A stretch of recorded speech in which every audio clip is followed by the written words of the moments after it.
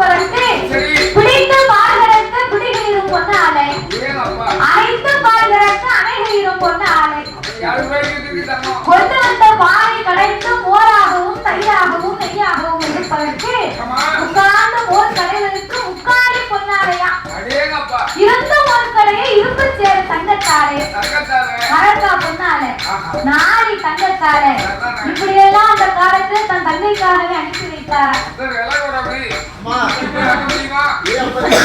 இப்ப தங்கை 7000 வேலை போச்சு.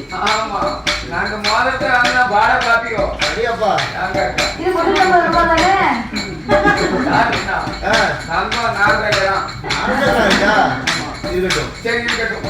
அதை நேற்று முட்டிட்டு வந்ததுனால கடன் தெரியல.